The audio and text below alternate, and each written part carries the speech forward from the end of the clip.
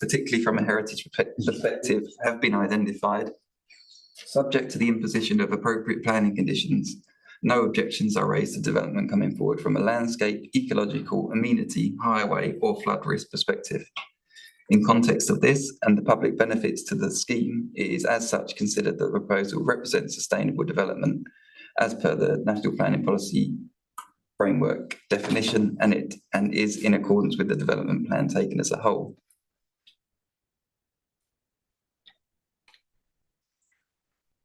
Moving on to the proposals for Sandon Park and Ride. Sandon Park and Ride is located to the west of junction 18 of the A12 northbound and north of Malden Road, the A1060, approximately 4 kilometres to the southeast of Chelmsford city centre. Vehicular access to the existing Park and Ride is via Malden Road, with the site currently providing 1,380 standard parking bays, 28 disabled spaces, 9 family parking bays, and 4 electric vehicle charging bays. Facilities are also provided for cyclists with a Sheffield bike rack and 5 secure lockers. The existing terminal building for Sandon is located in the southeastern area of the car park, directly north of Malden Road, with buses using a lay-by along the southern facade of the terminal building to drop off and pick up passengers. The existing site is screened by vegetated fund to the west and north, with the A12 vegetation embankment bordering the site to the east. The proposed expansion area is immediately to the west of the site and is currently agricultural. In terms of the locality, the surrounding area is predominantly agricultural in nature, albeit, as noted in the report, the land to the west and southwest is allocated within the Chelmsford local plan as part of a strategic growth site. Again, members may be familiar with the site, but just a few photos of the site. So this is the existing vehicular access for users off Malden Road. The existing terminal building. This is taken on Malden Road, looking west. Just roughly, you can just see the access for cars. There's one vehicular access point, and then this is the bus lay-by, so the terminal building just off this photo. Taken the other way, so you can see that the bus lay-by and the terminal building. This is further along Malden Road, so the area of hedgerow is largely where the expansion area is for the site. You may just be able to make out the traffic light in terms of familiarising yourself as to how far you come down Malden Road. And then looking into the expansion area, so the existing boundary of the Park and Ride site. And then back in the Park and Ride site, looking at that same structure of vegetation. This application consists of a proposed expansion of the Park and Ride and an enhancement of the existing facilities. With regard to the expansion, it would be to the west of the site and would provide a net increase of approximately 380 car parking spaces. In addition to this, the existing terminal building and substation will be demolished and replaced with a new terminal building and substation. The new terminal building is proposed to the west of the existing access into the site. So it's the orange here, with the substation proposed to the west, southwest corner, and that's down here. The relocation of the terminal building, together with the proposed expansion, would be supported by a new, larger external bus lay-by, the rearrangement of various parking bays and circulation, and additional landscaping package. The proposed expansion would require the partial removal of the western screening fund. And in respect to this, the site in generally, the proposal in general, a total of 3 tree groups, 2 hedges and 1 individual tree would need to be removed. The trees and hedgerows proposed to be removed, however, have all been assessed as category C. Specifically, in terms of the new terminal building, This would measure 25.2 metres by 13.9 metres and would comprise a main internal waiting area, a second internal waiting room, public toilets, staff office, staff mess room, staff toilet, plant room, electrical room, comms room, and various storage areas. The building is proposed with a flat roof, albeit a higher central glazed section with projecting roof overhang. In terms of material palette, the building is proposed with a timber-clad finish with a hempcrete concrete lower plinth. The roof of the two lower wings are proposed as green roofs with PV panels, with the roof of the central part of the building proposed with a plier membrane and surrounding dark grey aluminium fascia panels. Windows and doors are proposed in dark grey aluminium to match. In a similar vein to the Army and Navy report, Section 5 details the statutory consultation comments received, and Section 6 outlines the public letters of the public consultation undertaken and summarises the 3 letters of public representation received. Of particular note in terms of the public representations, an objection from the adjacent developer for the strategic growth allocations has been received. These issues or concerns raised in respect of potential conflict with the application pending determination with Chelmsford City Council, and this application potentially prejudicing the allocations or development is discussed in detail in Section B of the appraisal. Terms, it is nevertheless considered that there is a clear policy requirement and as such support for the expansion of this park and ride. The expansion proposed is within the area safeguarded and accordingly no in principle land use objections are raised. The expansion proposed seeks to largely follow established principles of the site layout. However, the benefits realised from the new terminal building are in particular considered substantial and weigh heavily in favour of support of the proposals. Overall, whilst it is acknowledged that there are some elements of the proposal that require further consideration and potentially amendment, these issues principally relate to the timing of the application and uncertainties with regard to how the adjacent development parcels may evolve. Although not ideal, it is considered that additional flexibility to the scheme to allow such refinement on these issues could be incorporated by way of condition. Subject to the aforementioned conditions, the development is considered to comply with relevant planning policy and represent sustainable development as per the NPPF. Lastly, Chelmer Valley Park and Ride. So Chelmer Valley Park and Ride is located in Little Waltham to the east of Essex Regiment Way, the A131, and north of Pratt's Farm Lane. The site has direct slip road access from the southbound carriageway of the A131, with access also available via Pratt's Farm Lane and that spur on that roundabout as existing. The Park and Ride currently provides 978 parking bays, 24 disabled bays, 26 family parking bays, and 4 electric vehicle charging bays. Facilities are also provided for cyclists, again with the Sheffield bike rack and 4 secure lockers. The bus terminal is located to the southeast of the site, and there is a wind turbine along the eastern boundary. A dense vegetation belt screens the site from the A131 with a less mature vegetation belt along the northern and eastern boundaries. The proposed expansion area for this site is immediately to the north and east of the site, which again, as existing, are in agricultural use. In terms of the locality, again, the area is predominantly agricultural in nature. However, the land to the north and east is allocated within the Chelmsford local plan as part of a strategic growth site. The nearest residential property to this site, as existing, is the cottage at Little Channels to the west of the site on the other side of the A131. That's here, and that building is also a Grade 2 listed. Again, some photos. So this is the existing vehicular access to Chelmer Valley. The terminal building that's taken from within the site.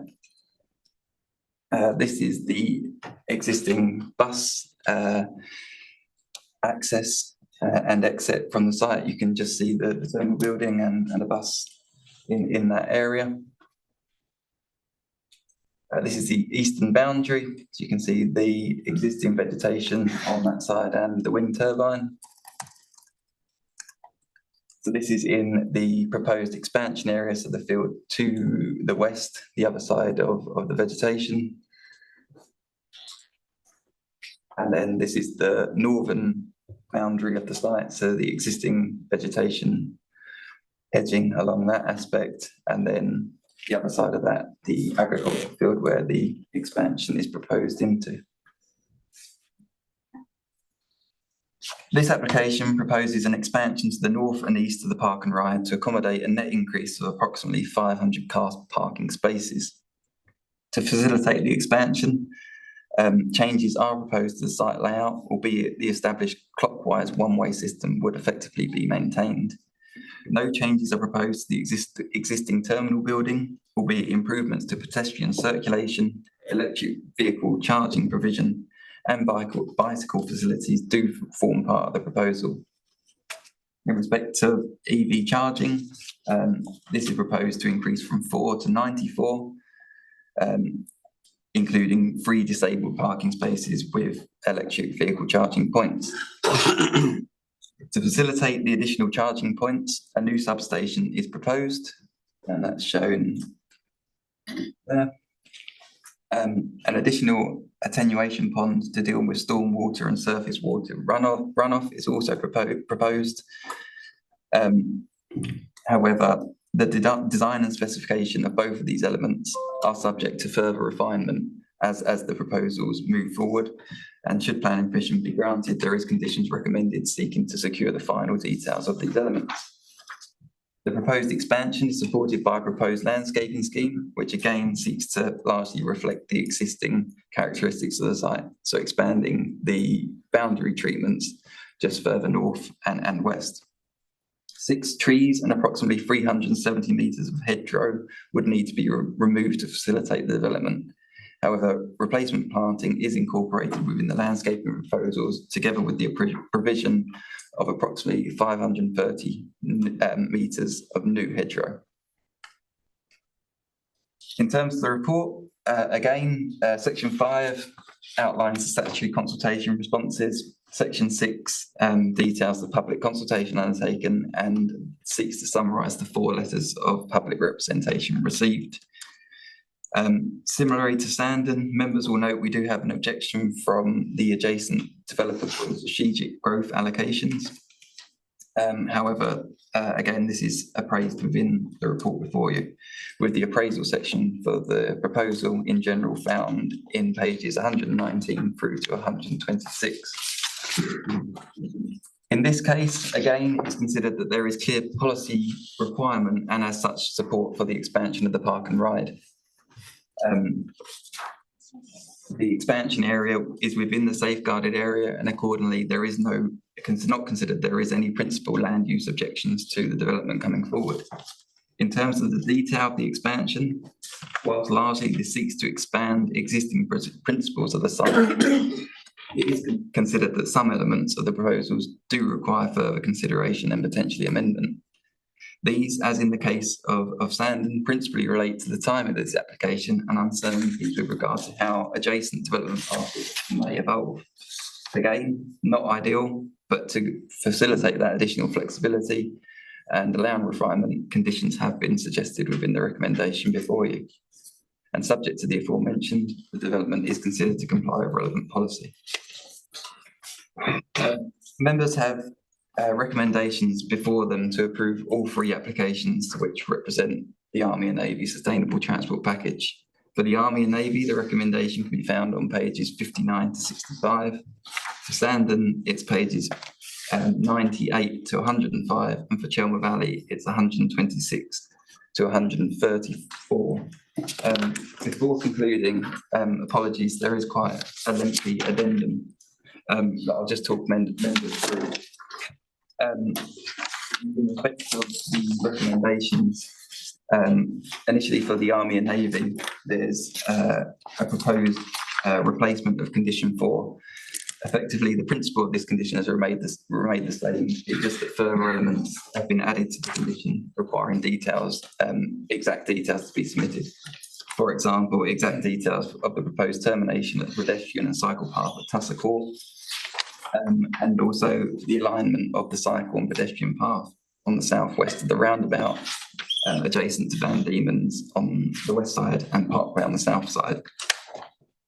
In respect of the changes proposed to condition 5, again, this has been updated to principally provide to be further precise in terms of the details requested from the landscaping scheme. And it's also sought to introduce a requirement for a management plan for the landscaping, as well as just implementation. And then within condition 8, there was just a typo in one of the reports reference, so apologies for that. With regard to Sandon, condition 4 is proposed to be deleted and replaced with 4 condition 8. Effectively, the principle of condition 4, as was in the published version of the report, has remained the same. What this has sort of done is break what condition 4 aimed to achieve into 4 separate conditions to provide a bit more certainty and precision in terms of what these details are requiring. So the new condition 4 would effectively be seeking to require the finalised layout of the site in respect to the alignment of Morden Road and the bus gate. Condition 5 would be seeking to confirm the exact parking arrangement, numbers, EV charging points and cycle parking and storage. Condition 6 would be seeking to secure the finalised active travel routes and the connections around the site. And then condition 7 seeking to confirm the requirements with regard to those connection points. With regard to, there is also an additional condition added to the Sandon recommendation to cover off finalised details of the enclosure around the air source heat pump. And condition 18, which relates to hours of opening, is proposed to be deleted. With regard to Sandon and Chelmer Valley, the existing permissions do not have a condition which relate to hours. There is conditions which seek to control when the lights can be turned on, but it's not specifically sought to restrict when the site can and cannot be open. For the avoidance of any doubt, the noise impact assessment submitted also did seek to consider the 24-hour period, and there was no impact through that. So that condition has been removed on the basis that it's considered irrelevant or not necessary. And then Chelmer Valley, in a similar vein to Sandon, condition 4 has been replaced or is proposed to be replaced with conditions, effectively breaking that down, and then you have the removal of condition 17 on the hours as well. Apologies for the length of talking. Thank you. Right. Tom, thank you very much. You better have a drink. Thank you for the marathon presentation, and you cracked on even through the IT glitches that we had, which I believe is all sorted out now. Yeah, we are on Thank you very outline. much. Okay, I now go to the public speakers. I will call Mr. Chris Gutland on 4.2 first, if he's on the line. We'll just promote him up.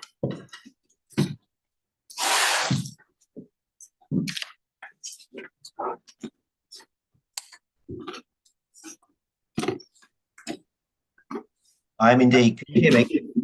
Yes, you can. You have 3 minutes, Mr. Gutland. Emma will give you a prompt when there's 30 seconds left. And you're on time.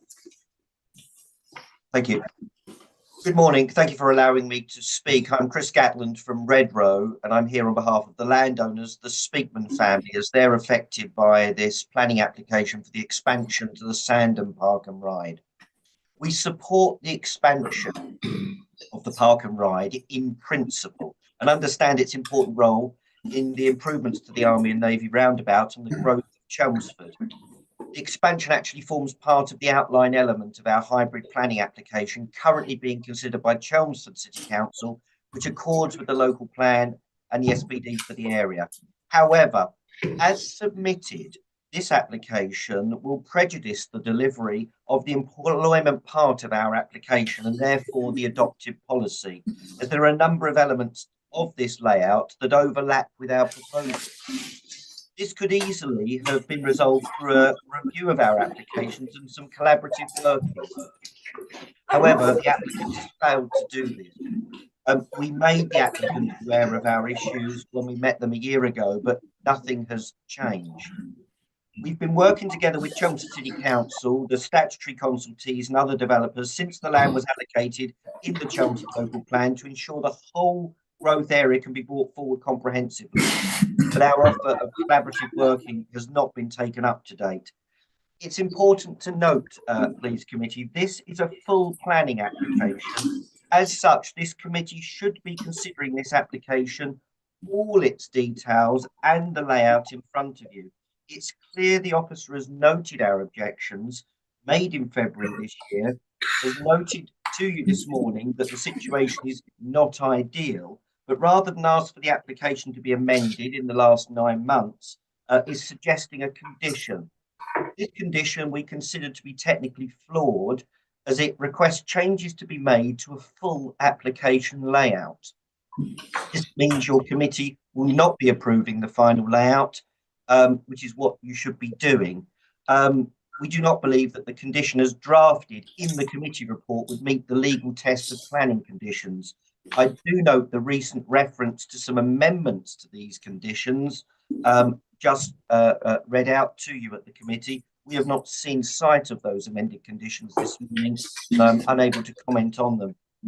If the timing of funding is the main driver of bringing this application before you, it would have been far quicker and more positive, we believe, to align the proposals and to talk to this meeting.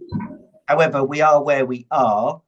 To avoid unnecessary further delay, we would respectfully ask you to defer your decision on this application until we're all clear on what amendments are going to be made, how the site will actually be developed, and how it will dovetail with the other elements of the strategic growth area, which we're all eager to bring forward in a comprehensive manner. Thank you very much for listening. Thank you very much indeed, Mr. Gatland. I will now call on Mr. Adam Kindred on 4.3. Thanks. We'll just take a second to swap. I'll stay all on as well. Yeah, he's Okay, yeah, sorry. yeah.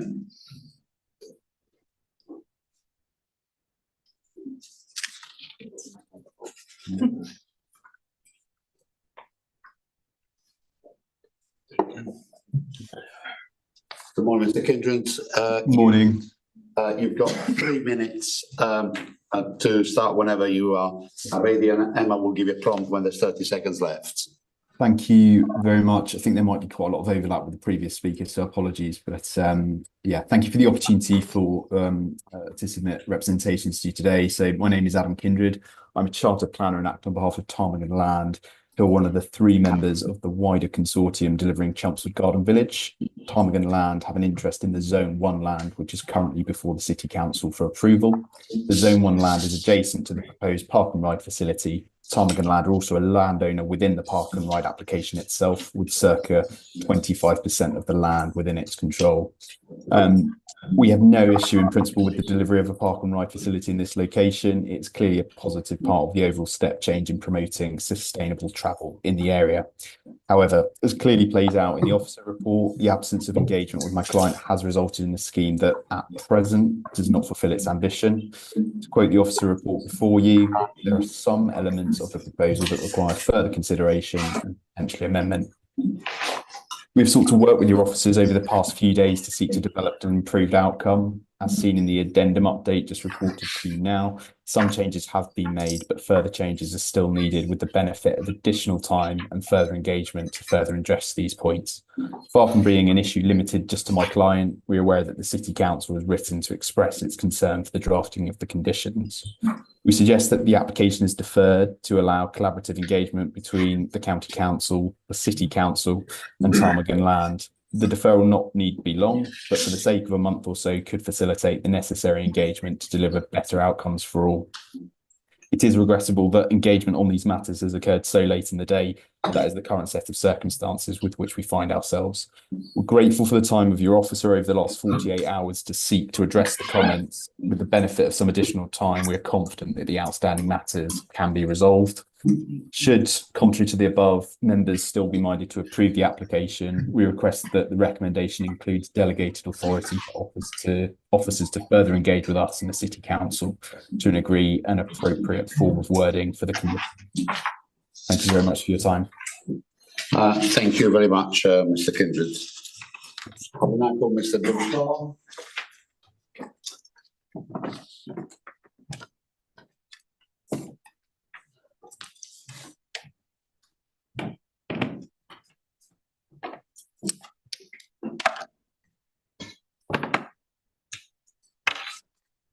As Emma's indicated, you'll have 5 minutes because you'll speak on all 3 application, I understand. Yes, thank you, Chairman. Good morning all, and thank you for the opportunity to speak on behalf of the 3 planning applications this morning. I'm Billy Parr, I'm Head of Network Development at Essex County Council, and I'm part of the project team for the Army and Navy scheme. I'll start by saying that the Army and Navy scheme is one of the largest and most important schemes which is currently being progressed by ECC. In fact, it's the 2nd biggest project within our capital programme currently.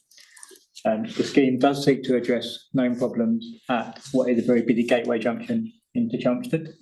As of about 20 minutes ago, just looking at Google Maps, there was congestion on all 5 approaches to the roundabout, and that's one of the things that we're hoping to improve as part of this scheme. The scheme does align with the vision for Chelmsford's future transport strategy, which was set out in 2017. And that strategy outlines a zonal approach for the city centre, with an increasing focus on sustainable transport the closer you get into the city centre. So the junction itself is on the border of the central and mid zones, and that means that any schemes that we deliver within that area should prioritise sustainable travel measures, such as walking, cycling and promoting buses. We have been developing the scheme in earnest since 2018, working closely with our partners, including, of course, Chelmsford City Council and other stakeholders, and 2 public consultations have been held on the scheme in 2021 and 2023. The project's also benefited from the direction of a dedicated task force, which is chaired currently by Councillor Wagland, who sends their apologies today. I would stress very much that this is a package of different elements, and it improves conditions for all modes of transport. The park and ride expansions are key elements of the scheme, both during the construction of the scheme and when it's operational. And it's important to bear in mind, I think, that all elements very much work together as part of the package that we've developed. As the scheme has been developed, we have been making changes in response to the input we've received. So, for example, there is a revised layout for Van Diemen's Road in response to comments that we've had on that aspect of the scheme. We have been engaging with affected landowners, and we have taken into account expert advice from safety engineers in the form of a road safety audit, and also from other specialists as well. In terms of the benefits, I won't go into too much detail, but the scheme does improve junction capacity at this busy junction. I've already outlined some of the journey time improvements, but in summary, buses journeys through the junction we expect will be 40% faster.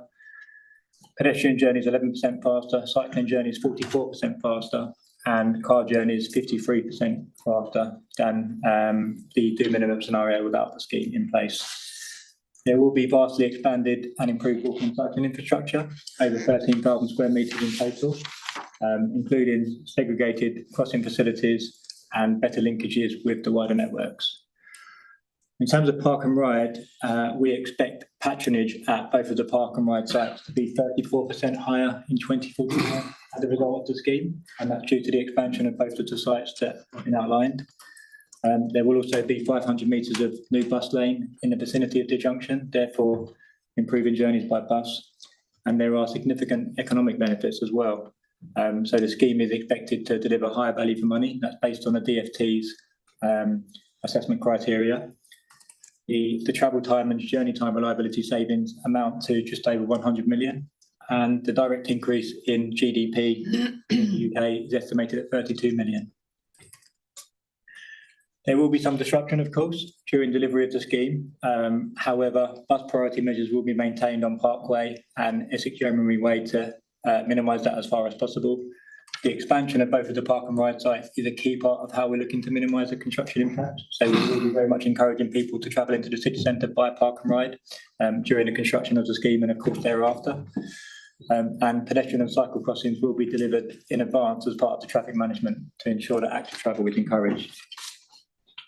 A key milestone for this project was the approval of the outline business case by the DfT in October 2023. And within that business case, we provided a very detailed description of the project, how it's been developed, the benefits, the disbenefits, the costs. 30 seconds. Thank you. The OBC came with conditional approval of 69 million, which is 85% of the estimated cost of the scheme. One of the conditions of that funding is that we get the consents that we need. Of course, the planning consents are key within that. I'll finish by saying that we are continuing to actively progress the scheme and we will continue to engage with stakeholders with the aim being to address any concerns and ultimately to make the scheme as best as it can be. Thank you very much. Thank you, Mr. Powell. If you'd like to make your way back to the gallery.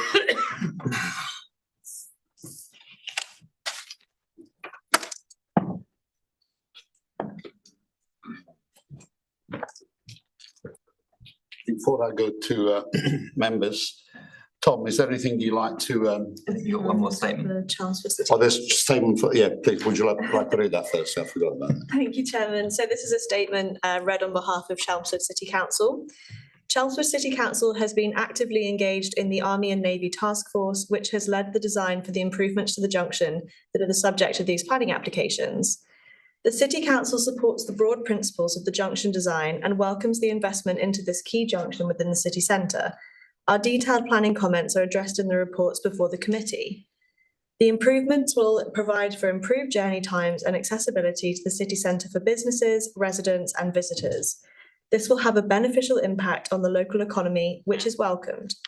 In addition to the junction improvements planned through this proposal, the City Council has a wider objective to improve the wider cycle and footpath connections to the city centre and in this location, and both councils are collaborating on a wider initiative to develop East Chelmsford cycle links, which will complement the Army and Navy investment. The City Council looks forward to continuing to work with ECC as this full business case that will unlock the funding for the project is prepared and submitted to the Department for Transport. That's very good. Thank you very much indeed, Emma. Tom, is there any comments you'd like to give on the points that have been raised? Initially, in terms of Sandon, just for the point of clarity, there is within the red line an area of land further to the west that is included within the Sandon Park and Ride expansion application, which is outside the safeguarding area. That is shown as a potential construction compound area that potentially would impact the delivery of the strategic allocation. But obviously there's a timing issue. If the Sandon Park and Ride came forward well before the strategic growth area took off, then there'd be no reason to say that they couldn't use that area to support a construction compound. That would be subject to a separate negotiation with the landowner, and in terms of therefore this development prejudicing what may happen on that allocation, specifically in terms of that element, if that doesn't come forward or that following discussion with the landowner doesn't happen, then there'd be no reason to say that the Sandon Park and Ride couldn't facilitate or propose an additional construction area to allow that to take place. So that's just a point of clarity on the prejudice issue on that. But in terms of the overlap, there is overlap with Sandon, with the application pending with Chelmsford City Council for the roundabout. The alignment of Malden Road does not is different between the Park and Ride application and what's shown with the Chelmsford application. This does need to be resolved. In terms of a deferral, the application has been presented to members on the basis that we have a full application before us and we have no technical objections to the proposal which is submitted. The conditions seek to allow that flexibility to allow those discussions on the basis that we do have conflict, and therefore from a planning hat to achieve what everyone is attempting to deliver or hoping to deliver and aspire to allow that flexibility. However, if members were of the view that the conditions were not sufficiently precise or completely unreasonable, there would be the potential to remove those conditions, and you would have the application that as submitted before you. However, you would then have the policy conflict in terms of the aspirations. So we're in the point where there could be a question mark as to the precision of some of the wording of the conditions. However, it's been done on the basis that we will hopefully got the applicant in the room, you've got the two adjacent developers on Zoom, that everyone is now around the room and knows that we're getting to the point, and the condition will hopefully allow that discussion to allow the finalised points to be agreed. The principle of what's being proposed isn't being changed. Effectively, you may be looking at relocation of certain elements of it. I think I'll leave it there. Tom, thank you. Also, we've got the undertaking from Mr. Parr on behalf of the applicant that there will be continued dialogue with the stakeholders. Okay, so I'll go to members. Anybody would like to make any comments? Councillor Henry first. I just wanted to ask a question. The second chap that spoke online talked about if members were minded to pass this, that perhaps they could delegate authority for those final aspects. Does that sit within our constitution? Is that a legal thing that we can do? How difficult would it be, and what are the outputs of that for us as a committee? Thank you. I don't know if Susan would like to answer that, or Richard. Do you want me to? I wasn't actually certain what that meant, but I'm assuming it's around discharging a particular condition. What we've got here is potential objection to further schemes that are presented down the line. The private housing developers, landowners wouldn't ordinarily be statutory consultees in discharging those conditions, but given the importance of negotiations here, we would seek to consult. But if objections arose, we may have to bring that any decision, charge that condition back to members, which we could do, and we've done that before. What I'd say in this instance is that we've got a scheme that we're recommending approval for with the conditions that are proposed, and there's no reason not to recommend officers not to recommend approval at this point in time. If there were to be further amendments to the scheme down the line, then that's something for the Highway Authority to consider, and obviously put a further planning application, or indeed, amendments to that scheme on the table as things progress. It's a bit chicken and egg, and there is uncertainty on the other application, of course. But what I'd say here is that we shouldn't be holding up the termination of this application for something unknown or hypothetical. Agreed. I think that's pretty clear. Councillor Garnett. Chairman,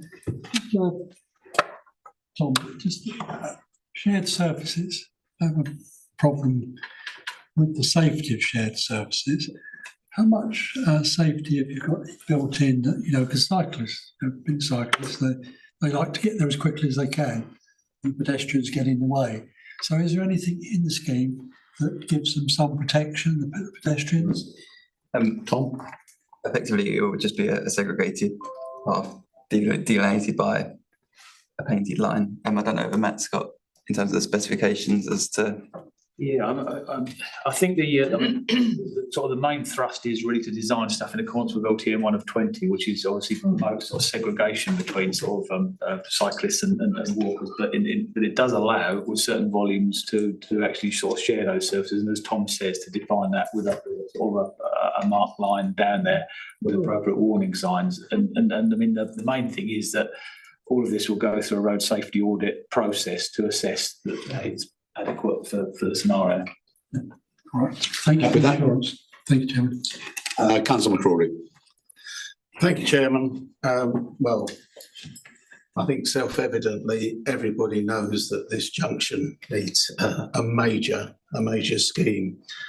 So in principle, of course, I'm sure we're all on the same page. I think it's a great shame that in order to meet the business case requirements, it's mentioned in the report that compromises had to be made to the scheme to reduce the capital costs. They're just typical short-termism that bedevils this country, but as has been said before, we are where we are. just a bit concerned about the flooding element. Number 5, public realm, the comment from the Environment Agency.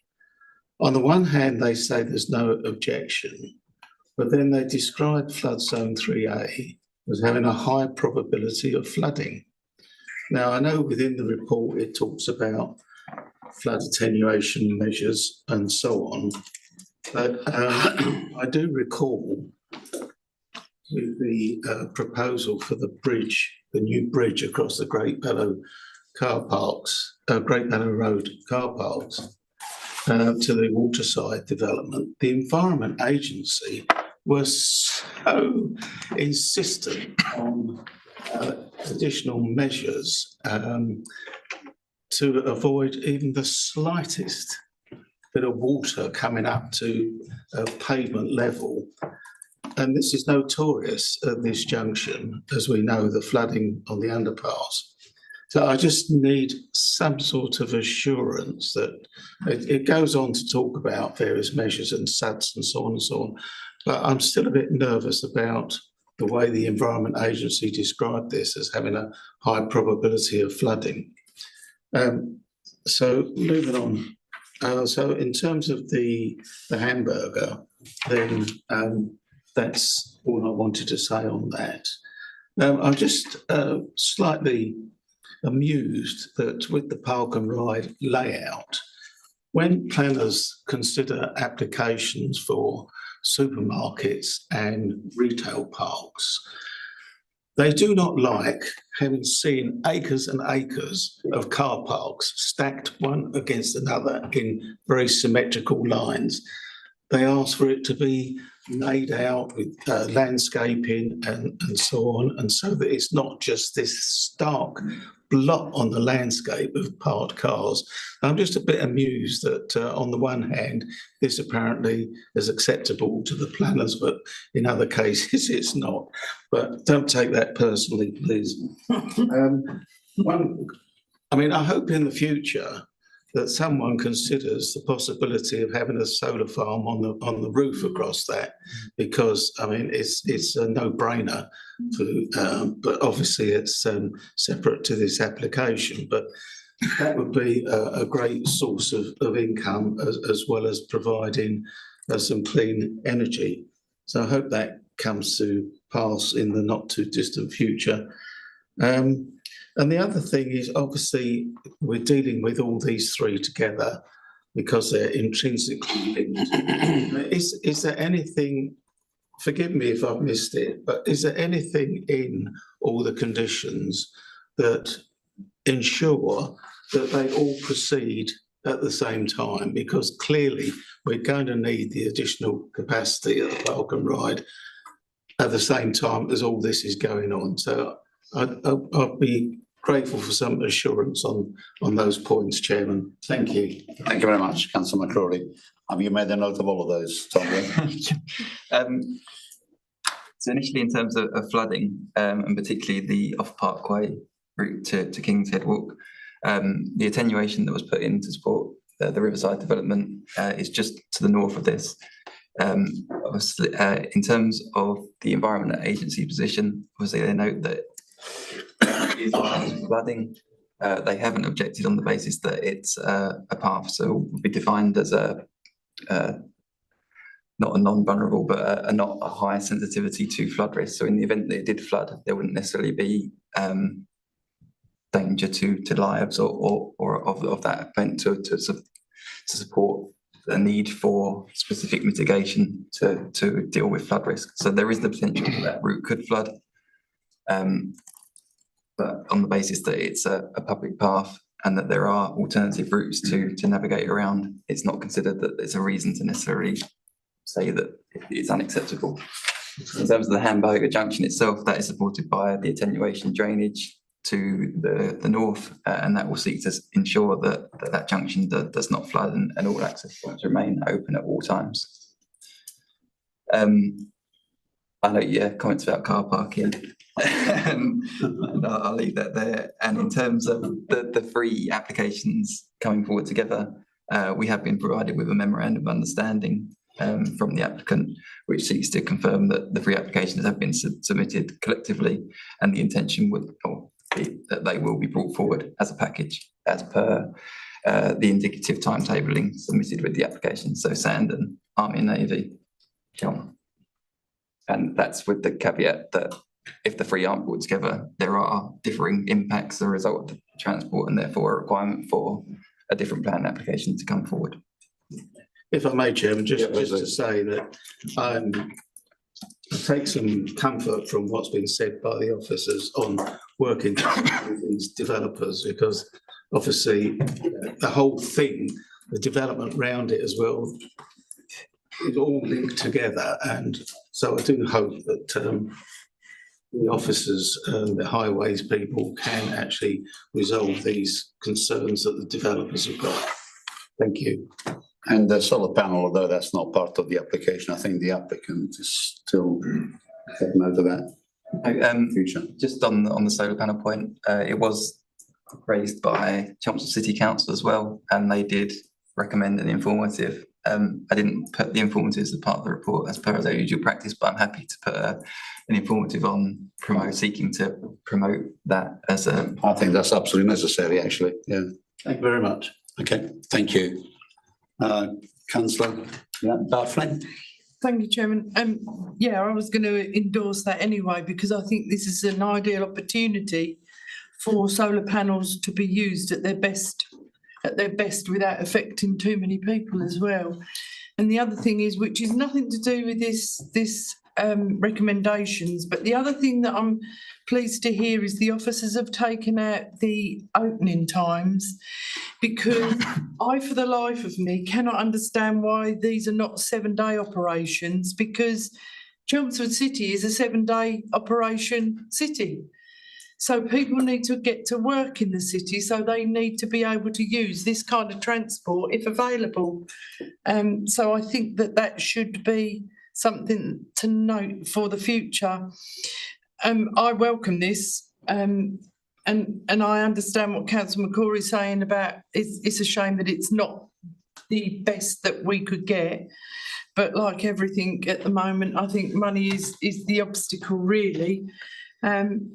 But it's what we can get at the moment, and I think it's so important for that junction to have some kind of improvement to it. And I think this is the ideal thing, along with the two park and rides to assist, to give Councillor Garnett some comfort. A shared use path for cycles and pedestrians are used quite near me, and they work extremely well, because I had reservations, because we know that each other think that they've got the right of way along there, but they are marked, as the officer said, and they do work. So that hopefully will give you some comfort. Thank you. Thank you, Chairman. Thank you, Councillor Flynn. I've got Councillor Henry and then I've got Councillor Steptoe. Thank you, Chairman. I just had a question about air quality, specifically on Essex Yeomanry Way. I've been doing that journey, or the journey into Chelmsford City, probably for about 25 years, and it has one of the most sensitive sets of traffic lights on the bus lane that filters off. And I think a wild fox would probably set it off if it approached it at the right angle. You seem to stop, start all the time. And it concerns, it doesn't concern me. I'm very, very happy to see anything that's promoting cycling and walking. But I know obviously from the A127 we have an issue with emissions, and I just wondered if this scheme has taken that into consideration. It's quite a populated area. The closer you get to the city, the closer you get to the roundabout, there's a lot of houses parallel to there. To have this, I can't remember the name of the road, but it's on one of your. No, there's a cycle lane that comes out of a street. I think on. Yeah, that's it. And it looks great, and I'm absolutely all for it. I love that it takes it onto the river. I love that it loses the subway. It's just a question of air quality for those people that will be using sustainable transport methods. If you could, and then maybe I might have another one. Tom, air quality. There is an air quality assessment that was submitted with the application, and that did seek to obviously consider the uplift from the increase in vehicle movements and also the impact of that on users around the roundabout. I'm just checking the actual findings of that. I'm almost certain that there would be a predicted level of decrease in the improvement in the air quality around the proposal as a result of this application. However, as you know, this is a particular hotspot and it does form part of the air quality management area as per Chelmsford's allocation, and that does require monitoring to be undertaken. So there is effectively an improvement. I think that you're probably looking at a baseline that is probably higher than what we would want it to be. And we talk about traffic lights on the Army and Navy, this proposed thing. We currently have a system where, and I haven't for the last 8 years of being here, been able to work out whether it's better with them on or better with them off, because both work, but sometimes it's chaotic. This is going to turn into an episode of the Wacky Races, I think. Just apart from the fact that for anybody new to the area is maybe not going to have the slightest notion what way they're supposed to go for anything. These are going to be permanently in use, are they? Yes, so yeah, the flows are completely controlled by traffic lights. So I think the indication is that they'll be operational all the time, unless they are turned off in the extreme evenings. I don't know if Matt's got any further. No, I mean, obviously one of the things is the active travel provision around here in terms of pedestrians and cyclists, and they would require, management at all times with controlled crossing. So it will be a sort of permanent signal control junction. Okay, thank you. And just on the, from what Mr. Parr said, there'll be a faster flow of traffic, so that would in itself reduce the intensification of the fumes if traffic goes slower, change of gears and things like that.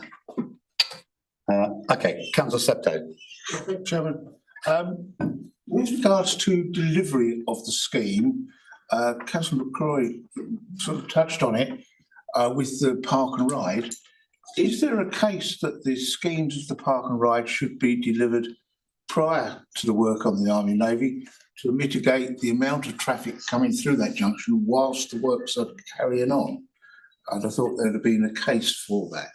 So the sequencing has been based on the existing occupancy rates of the park and ride. I can't remember the exact point of when the sites become full, but the developments all would be taking place before effectively they would reach their existing capacity, if that makes sense. So there isn't a point where works would be going on at the Army and Navy, and I think we'd be having at Sand Park and Ride where they would be 100% full. So the sequencing allows spare capacity within park and ride. I understand what the process is. There is spare capacity and there's forecasted to carry on during the construction. Thank you. Councillor Harris. Thank you, Chair. Yes, continuing on Councillor Henry's teasing out of the traffic light system. You recall there's the hamburger and it looks like a double hamburger to me. Two lines going for the anyway. I'm vegetarian, so it doesn't matter about that. But for me, each side of the hamburger shape, there are two yellow hatched no entry bits that you shouldn't go into. Now, you and I know what drivers are like. They'll try and keep to the car in front as much as they can. And I'm just worried about in slow moving traffic, cars will gently try and go across and keep to the car in front.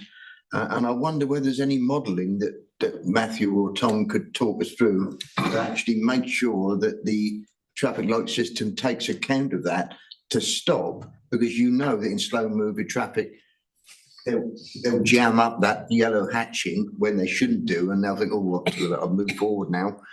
Whereas if you can prevent that by some way to make sure the flow, air quality will be better for us, and the actual getting there would be a lot easier than frustration of drivers. You know what drivers are like in the main. I'm generalising, of course, but those two hatched areas could well be somewhere where might do some modelling for it in the future. So, Matt, do you want to answer that? Maybe the provision of some cameras? Well, I don't believe that there are, unless Tom corrects me, I don't believe there's any kind of camera enforcement proposed on these. And I think that that's kind of the camera enforcement of those kind of box markings is something that faces the authority. I think it's something that has been sort of looked into, but we're not there on that kind of enforcement, as I understand it at the moment. So it has been something that's been looked at before. So therefore, that's really the sort of the thing that's in our armoury is the box markings, which, you know, I totally understand what you say, and I suspect there will be some sort of bedding in of kind of driver behaviour on the whole thing anyway. As a result of the road safety audit process would also mean that two road safety audit before you actually construct the development. Stage 3 and 4 road safety audits would follow after that. So there's a process perhaps to sort of monitor what's actually going on that new junction, how drivers are behaving, and I think as a consequence of that, that would have to be something that Essex would learn from and have to take away and work out how we do anything. Thank you very much. Thank you, Jeff. Will there be monitoring cameras at all to understand the level? I think there are some monitoring cameras already along Parkway. So that you'll be able to pick up the evidence. Yeah, and I think that one of the other things is that around sort of signal control, it gives some degree of flexibility in order to change timings on signals and that kind of thing. So that element of that could happen, but not direct enforcement of the Thank you. Councillor Sarrigate. Yeah, just want to, obviously I'd like to see, so I think you had your hand up first. Sorry. Obviously I want to see more people getting out of their cars and onto buses and cycling or walking as possible. And the whole scheme seems mainly geared up to getting more cars into Chelmsford more quickly, rather than encouraging bus use and active travel. So I do have a few concerns about that. One of them, Chelmsford City Council says on, I think it's page 34, says the very short stretch of bus lane on the Parkway, I think it's 500 metres. It says that this could cause more problems than it solves. I wonder if you could just address that. And also the loss of the subway, discouraging. The City Council again says that it could discourage walking and cycling because of that. I wonder if you could just address that for me, please. Thanks. Tom? In terms of the additional stretch of bus lane on Parkway, that is the point that comes out where the existing car park is to supporting the Riverside development. Now, I'm presuming it would be picked up in the road safety audit as to whether there's potential conflict. I think there would definitely be an aspect that they would. I think more opportunity for that. It functions now in some form, and I think that this is probably an advantage over what's there already in terms of the way that that's managed and does, albeit a minor progression of the bus. But I think what it does, it does give the bus slightly more benefit over the driver, and I think is therefore the aspirations towards exactly what you're talking about in terms of promoting sustainable travel.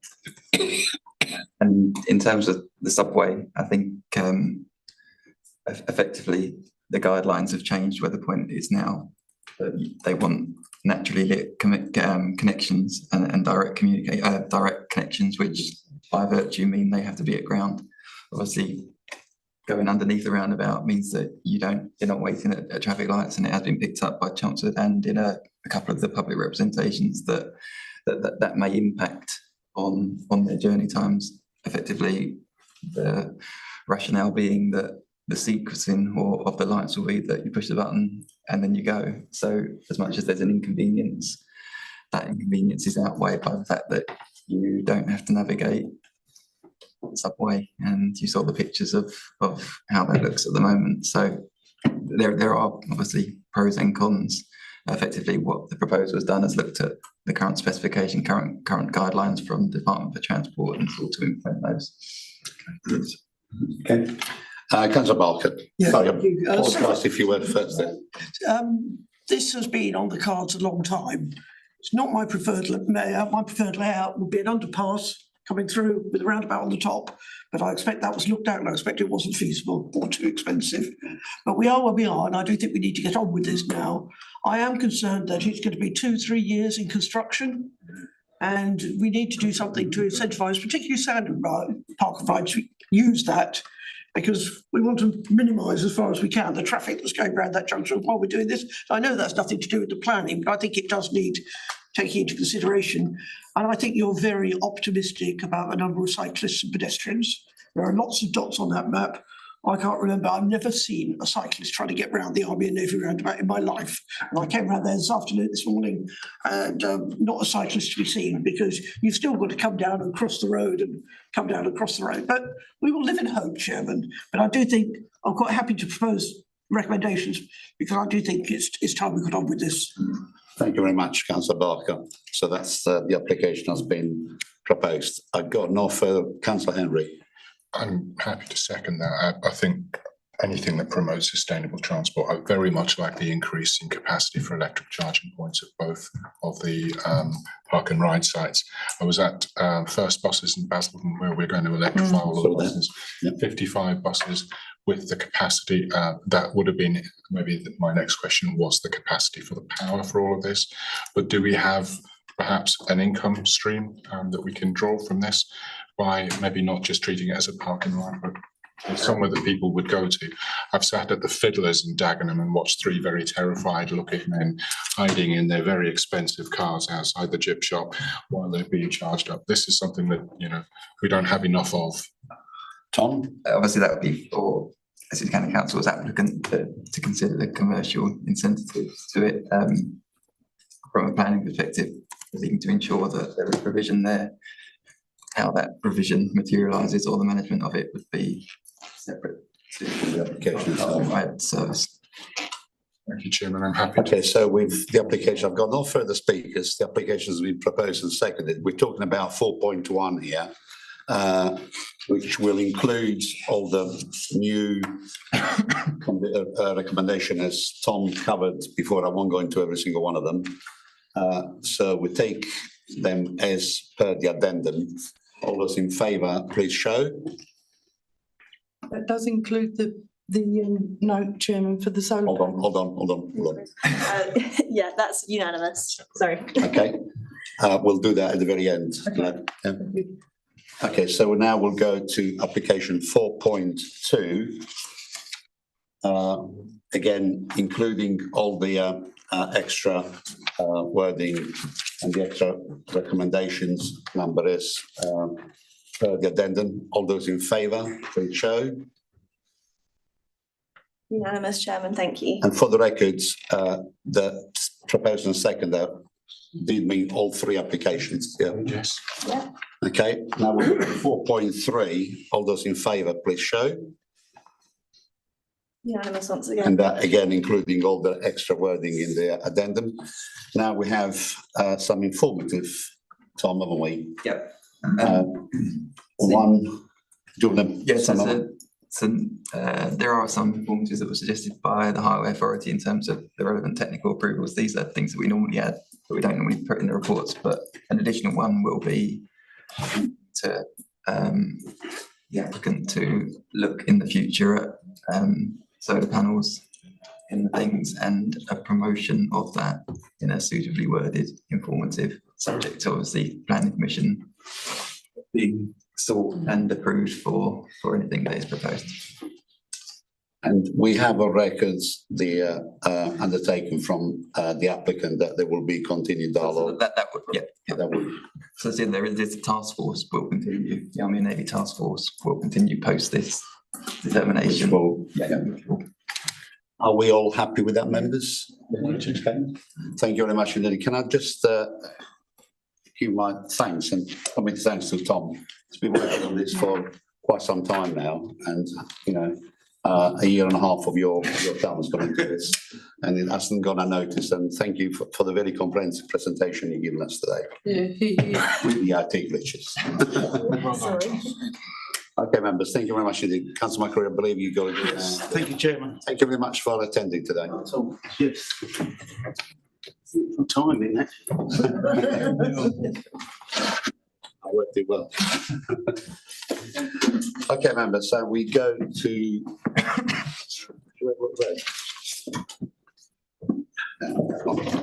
application, no, we got agenda item 5, which is mineral waste. 5.1, Birch Airfield in Blind Lane, Birch.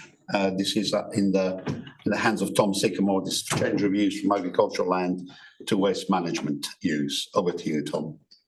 Thank you, Chairman. Good morning, members. Or good afternoon, members.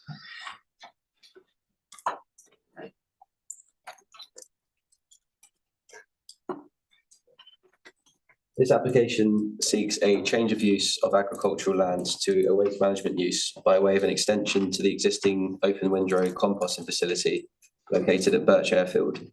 Historically, the airfield was utilised as an airstrip during World War II. Post-war, the land was predominantly farmed. Much of the wider triangle making up the airfield site is still farmed today. The composting facility is an established site that has been in situ since around 2002. And the former hard-standing runway is used as the main access route, which is accessed via Blind Lane down here. The surrounding area is predominantly arable farmlands intersected by field boundary hedgerows and small areas of woodlands. Immediately to the east of the site lies a solar farm, which is on either side of the composting facility's access track here. The further afield, we have Birch Quarry. It's located about 1 kilometre to the east. There are a small number of properties dotted around the area, including Campfields Farm, about 720 metres to the northeast, Birch Holt Cottages, 650 metres to the south, and Palmer's Farm, some 1.2 kilometres to the southeast.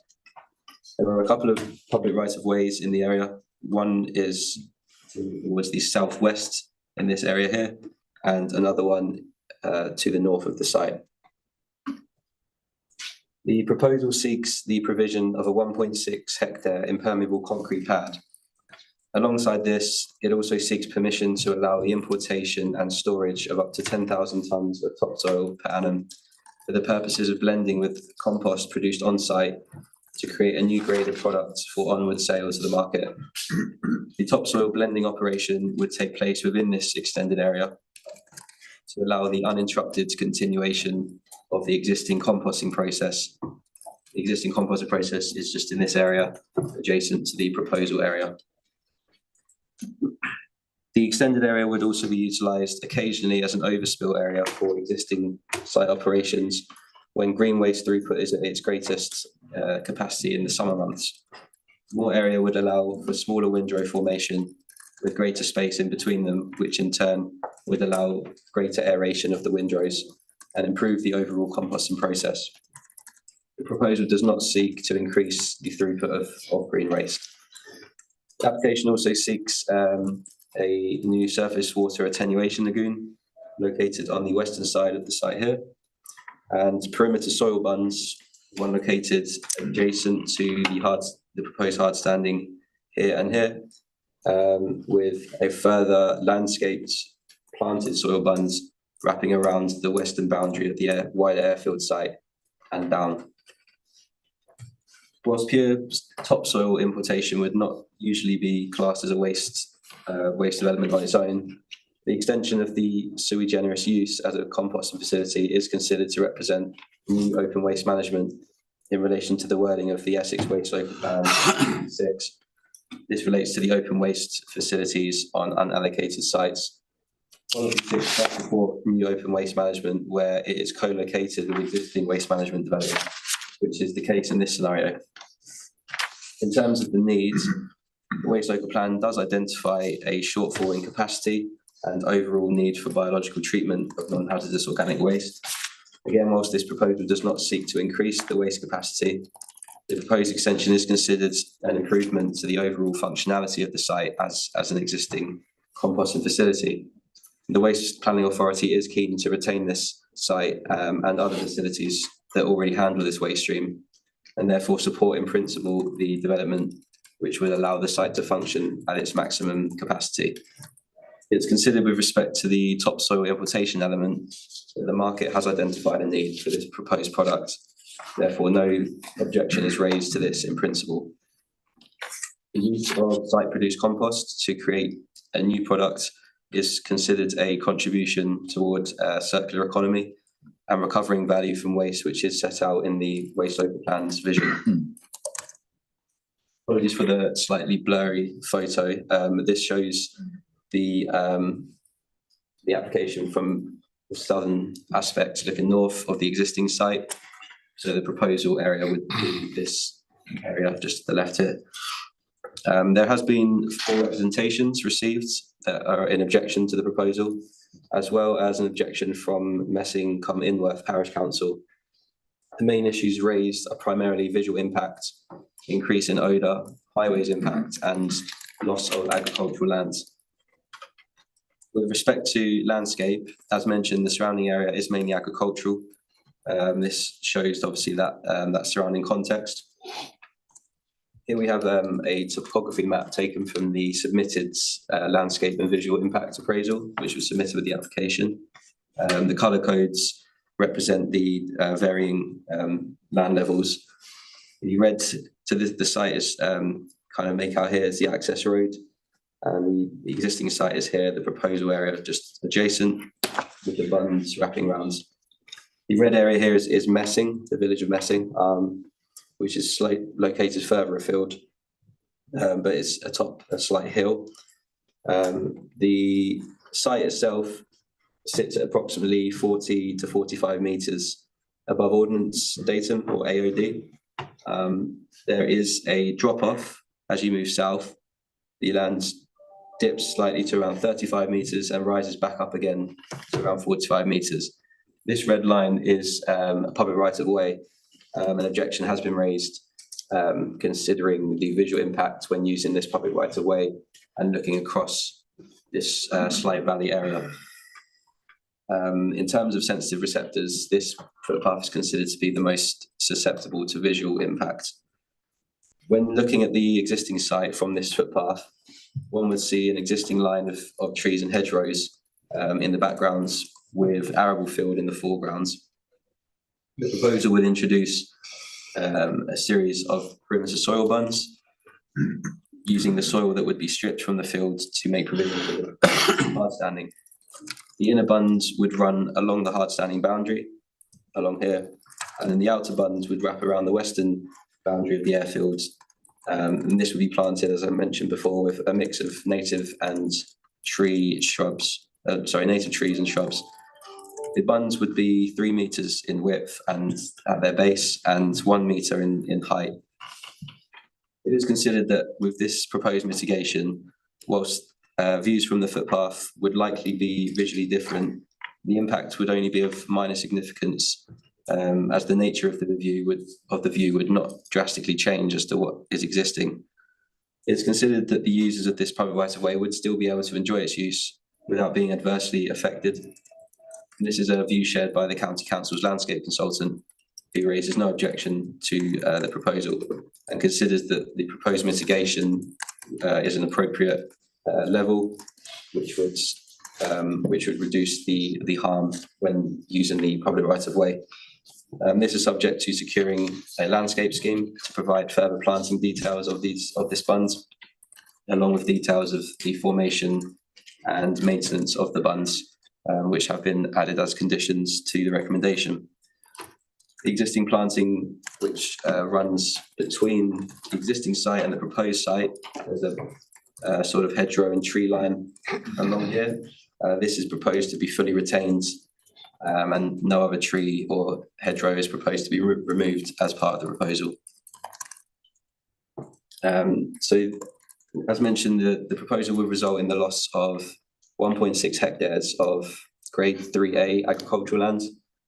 Grade 3A is classed as good in the agricultural land classification grading system of agricultural lands. And this falls into the best and most versatile category. It is understood that the land has been most recently used to grow wheat, and whilst the loss of this land is not encouraged, 1.6 hectares is considered a relatively small piece of land in context of the surrounding area. And on balance, given the proposal would allow the existing sites to be more efficient, theoretically a better standard of compost would likely be produced. The existing site already provides surrounding farmlands with compost as a soil improver, and this would continue.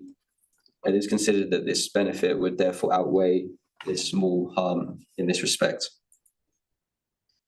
Let's quickly go back to this one. So the importation of topsoil element, this would require an increase in vehicle movements as to what is currently permitted. The current site allows 44 movements a day, so 22 in and 22 out, Monday to Friday, 14 on Saturdays, Sundays and bank holidays, 7 in, 7 out. And the proposal would increase these numbers to by an additional 24 movements. So the new proposed limit would be 68 movements Monday to Friday and 26 Saturday, Sunday and bank holiday. The applicant has confirmed that the topsoil would be received from Silverton Aggregates and Builders Merchants. This finished blended product would then be lorried and sold back to Silverton Aggregates once produced. Silverton Aggregates is located in Kirby Le Sogan, some 27 miles away by road, which makes each round trip 54 miles. Some concern has been raised regarding vehicles being routed through Tiptree and other surrounding small country lanes. Whilst the Waste Management Authority cannot impose restrictions regarding routing in terms of planning conditions, the most direct route would take vehicles right onto Blind Lane. Vehicles would turn right and connect up with B122 just in the bottom right corner here, which is the main Malden roads. This would avoid going through Tiptree, which would be left. So yeah, they would turn left onto the Malden road. And Tiptree is if you would turn right out of Blind Lane. So there would be no requirement to travel through Tiptree, basically. This would also avoid the use of narrow country lanes as well. And there is a section 278 agreement, which was entered into in 2005, which requires all vehicles to turn right when leaving the site and left when entering. So this avoids the use of these small country lanes to the north of the site here. The proposed increase in HGV numbers overall is considered to be modest. The Highway Authority raises no objection and consider that no capacity or safety issues would arise as a result of this increase. And the existing access is also considered appropriate and capable of handling this proposed increase. And the site has recently had approval for an improved weighbridge, which is considered sufficient to deal with this increase. In terms of biodiversity net gain, the proposal includes an 11.49% uplift in biodiversity gain. This would mainly be included in this area here, which is proposed between the existing composting site and existing solar farm. This area is currently occupied by modified grasslands, which is a common habitat of low biodiversity value. And the proposal would provide a habitat known as other neutral grasslands, which has a relatively greater biodiversity value and scores much higher on the Natural England's BNG metric. Alongside this, the proposal would introduce additional hedgerow units, which in combination would result in the 11.49% net gain. Should permission be granted, biodiversity gain plan and habitat management and monitoring plan would also be secured as per the BNG legislation. In addition, there are a number of measures laid out in the preliminary ecological appraisal, which was submitted with the application, and this seeks to ensure the adequate conservation and enhancement of protected species, which would also be secured by condition should permission be granted. While some concern has been raised by representations and the parish council with respect to odour, it is considered the proposal would not increase odour, given that no additional green waste is proposed to be imported and no additional composting level is proposed in that respect. Rather, it would be a continuation of existing levels at worst. The site does employ an odour management plan in line with its Environment Agency's permitting requirements, and the applicant reports that no odour complaints have been received since 2022. The EA raised no objection, subject to a number of conditions to ensure that no contamination arises from any controlled waters. These are a number of conditions that have been also included within the recommendation. Similarly with noise, the submitted noise impact assessment shows that the existing noise levels on the site would likely remain the same as the existing operation, and the noise limits that are currently in place are therefore considered appropriate to retain should permission be granted. A condition has also been added for routine noise monitoring to ensure that that would be the case. The authorised hours, the proposal seeks to allow the waste that would come into the site to be accepted 1 hour earlier than currently authorised on Sundays and bank holidays, which would be from 9 AM to 8 AM, so 1 additional hour. And this is for waste acceptance only and no operational activity. It's not considered that this would cause any undue harm to the surrounding sensitive receptors given the distance and the nature of the proposed. To conclude, the proposed use is considered acceptable in principle, and it is considered that a need has been demonstrated. The proposal is considered to have a minor visual impact on the landscape from certain points along the public right of way to the south, and would result in the loss of 1.6 hectares of the NV agricultural lands.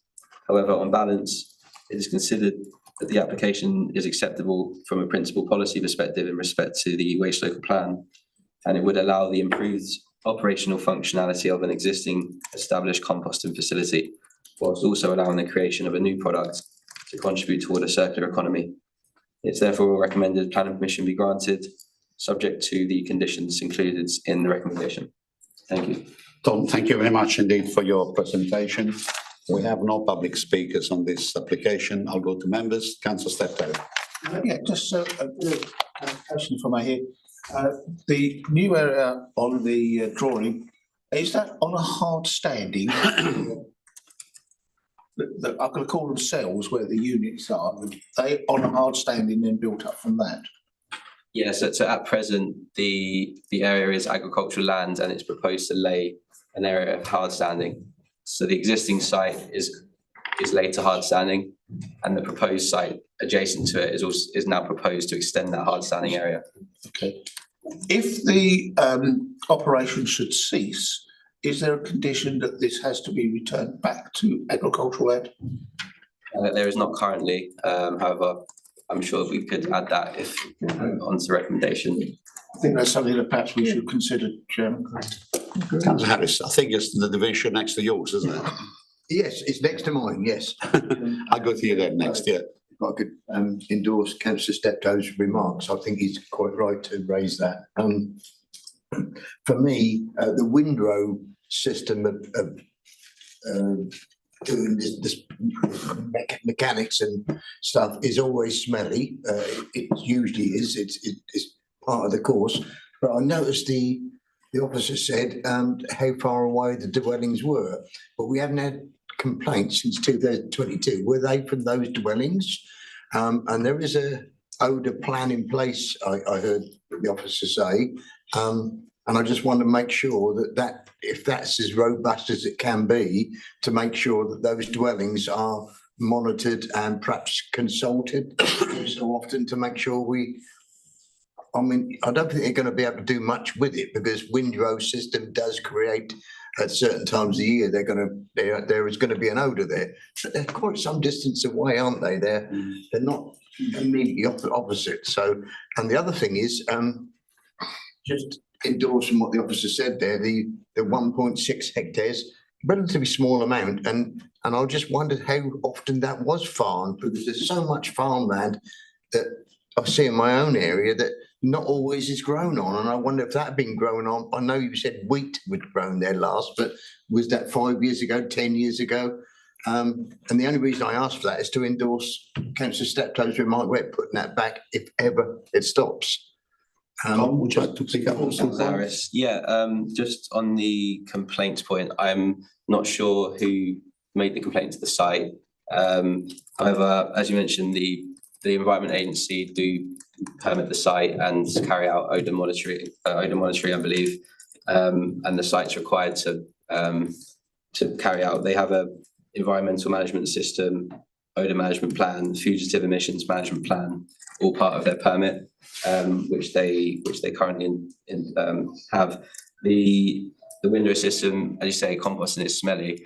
The proposal is considered to allow an overflow area, which would allow windrows to be formed.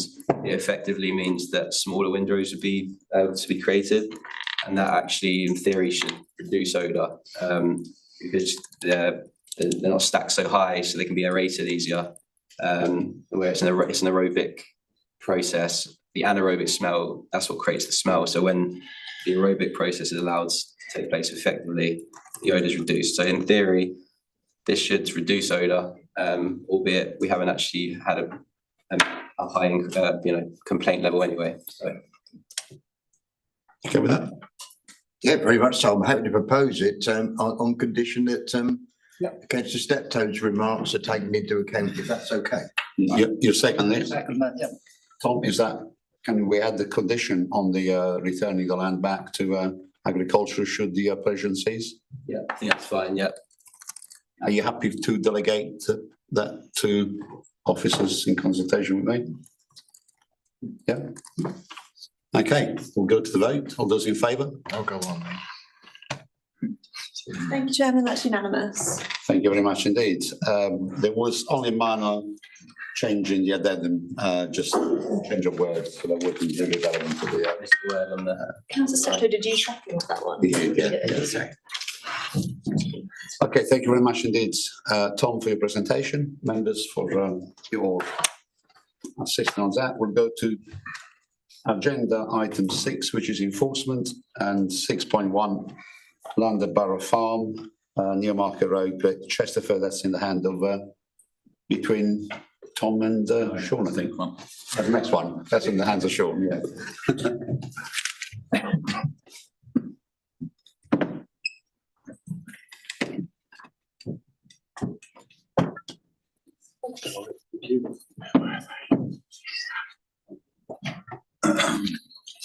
Good afternoon, Chairman and members.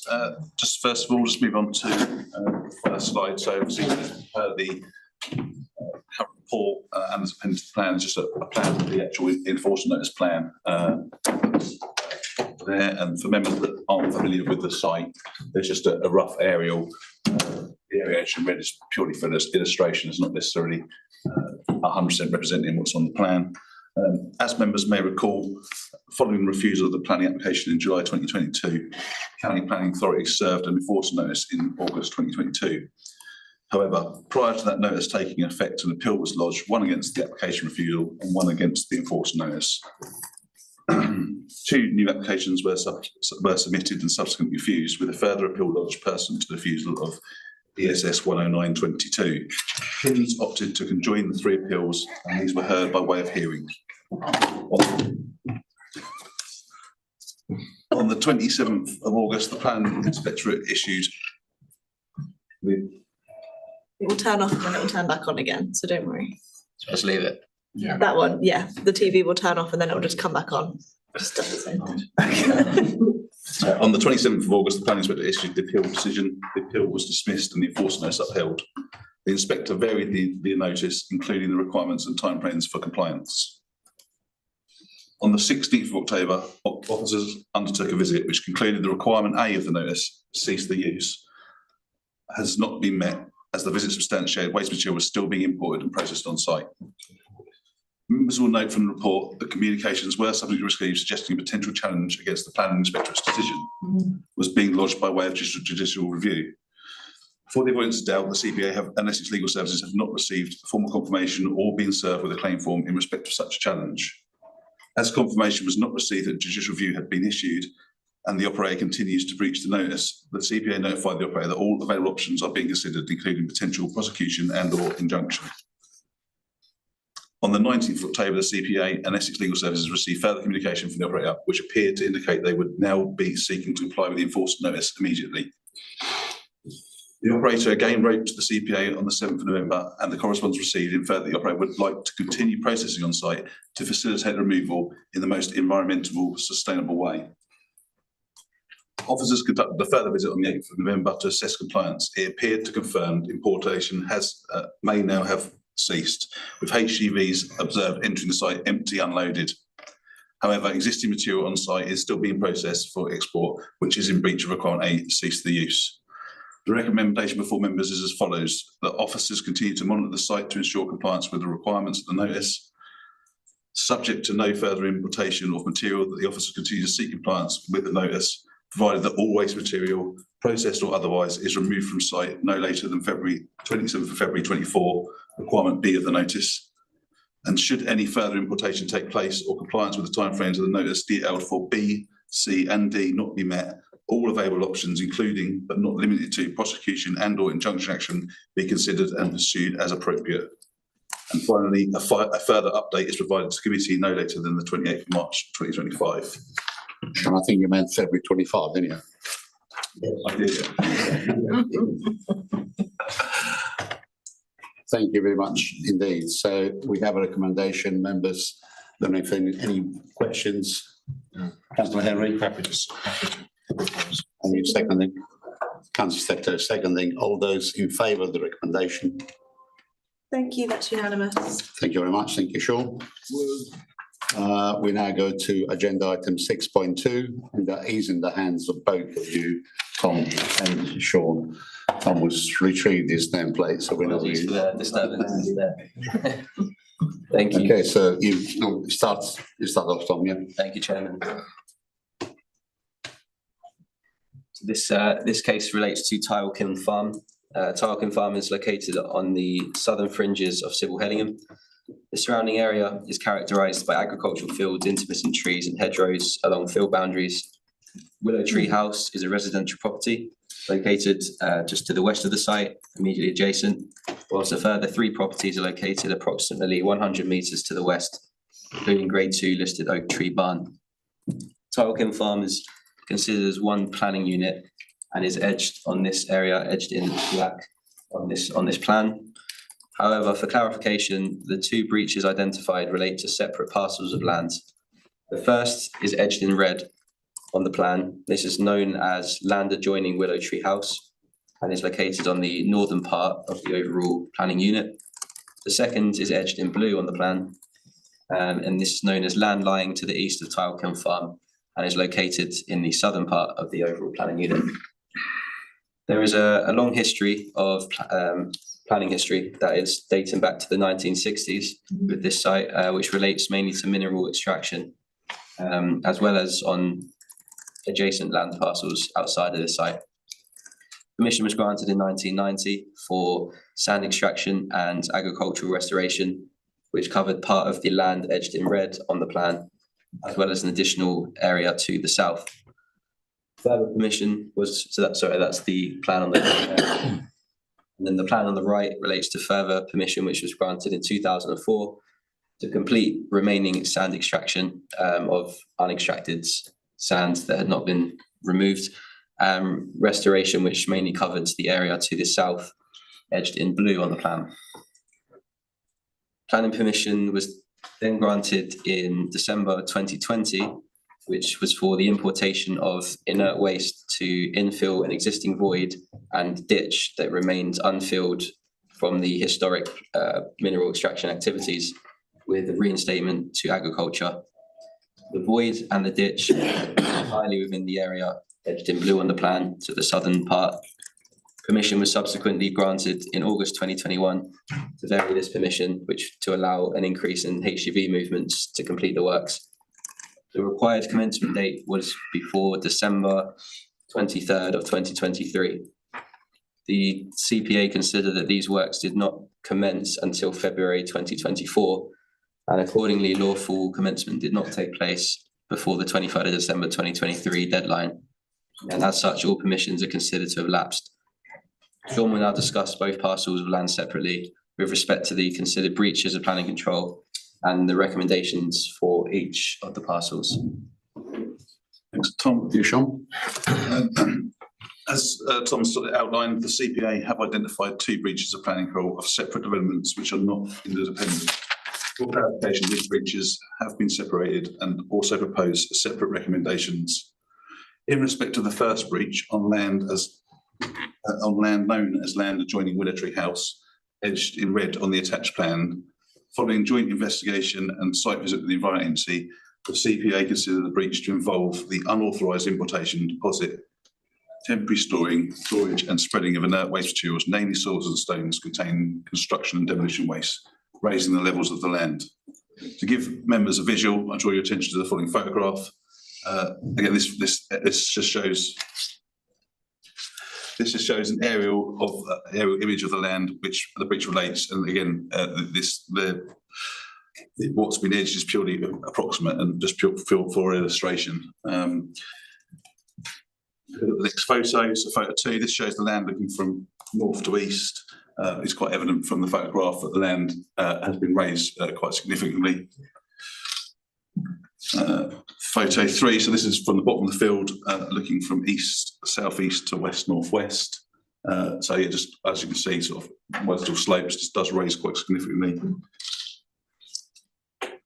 Photo 4, so again, this is the east boundary looking towards the southeast adjacent to the tree line.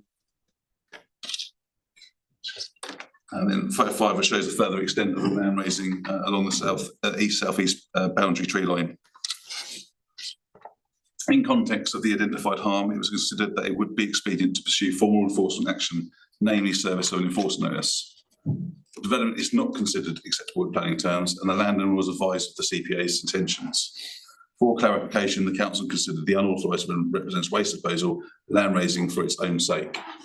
Officers visited on the 16th of October, which confirmed no further importation has occurred since the previous visit, and communications with the landowner.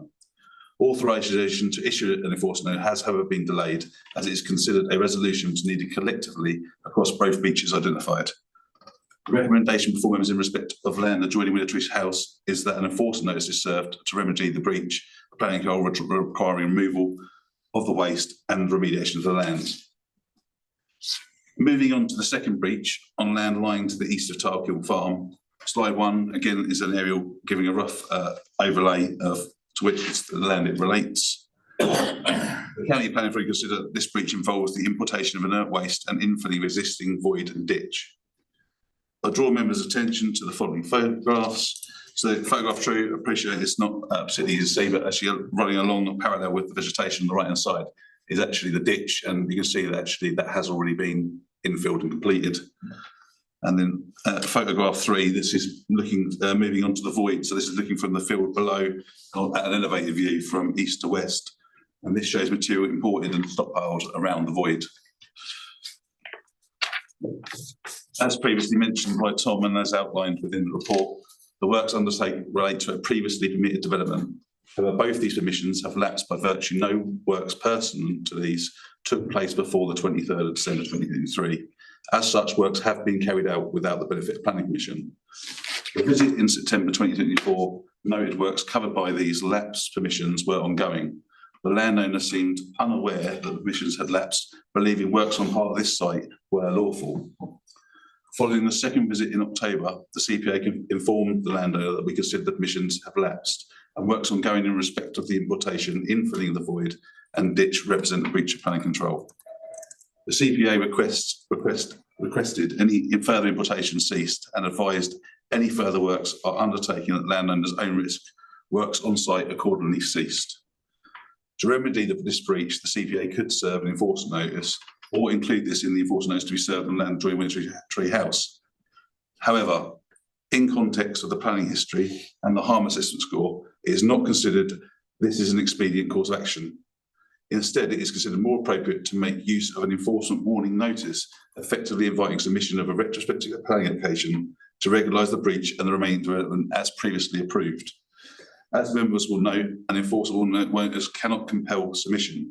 However, if not forthcoming, the expediency of formal enforcement action will be reviewed and a further report presented to members for resolution. The recommendation before members in respect of land lying to the east is that an enforcement warning notice is served requiring submission of a planning application within 12 months relating to the infilling of the existing void and ditch on the site, subject to no further importation taking place prior to determination of such an application. Thank you. Well, thank you very much indeed. Councillor Barker. Two questions if I can. Have we any idea of how many tonnes? We don't have a scale on it. All we can say is obviously that what we do have is a historical topo, which was attached to, I think the 2020 permission, that shows the levels at that time, and we consider that has been raised significantly since that time. I've got no problems with an enforcement notice, but do we, we have too much soil there. There are other places we do need to fill voids. Do we ever put people in touch? We don't know. Because, I know it's so silly, but if somebody somewhere has got to fill a void because they've taken out all the gravel and they need something to fill that void with, then actually, if it's not going to cost them as much to get rid of this stuff, they'd be more likely to just cooperate a bit better. Unfortunately, obviously, being the council, we can't be seen to be recommending or proving favourable to certain operators. So a logical suggestion. Members, we've got two folds up. Councillor Henry, sorry. Do we know for sure what's in that infill? In the infill? Yes, all of the stuff that they've. Yeah, so from what we've seen from observations, that the material that's stockpiled around the void is and that material as previously was suggested in that, but obviously at the moment I consider that the volume needs to complete the actual void there is already on site. It's just a question of filling and then destroying that land. And what would have constituted commencement? Would it just be getting it started? Is it that they didn't even start until the planning permission ran out and then what would have constituted commencement? Discharge of conditions, I assume. Yeah, so there was a number of pre-commencement planning conditions. So the commencement deadline was December. They contacted us in October to note intention to commence. However, it was made clear that there was a number of pre-commencement conditions that hadn't yet been submitted. So they did submit details, but it was confirmed that works did not actually commence until about February. Again, that's not a long time period, but as per the permission, it has technically lapsed. That's our position. Councillor Bathurst. I'll move officer's recommendation, Chairman. Just like to point out, it's a twofold recommendation because the two are somewhat linked, as long as members understand it there. Yeah. Okay, so being proposed by Councillor Bathurst, seconded by Councillor Barker. All those in favour, please show. Thank you, that's unanimous. Yeah, thank you very much indeed, members. Thank you, Sean, and thank you, Tom. Agenda item 7.1, that's information. Very good standing. And see Sean has waived his magic wand, reduced active cases from 26 down to 21. You'll be doing yourself a job very soon. Thank you, Richard, to the team for all the work that carried out. Members, we have completed our agenda. Agenda 8 is the date of next meeting. It's an earlier Friday. It's been Christmas. So it'll be 13th of December. Friday the 13th, yeah. Weird things happening on Friday the 13th. It's eventless. Agenda item 9 and 10, urgent business and urgent XMB, this business I've known. And I wish you all a very nice weekend and thank you very much for your participation, members. Thank you. And officers. Run there. It's all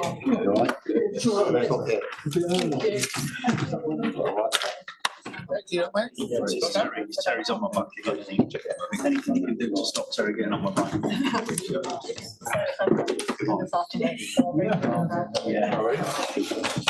What the issue actually? How we can move.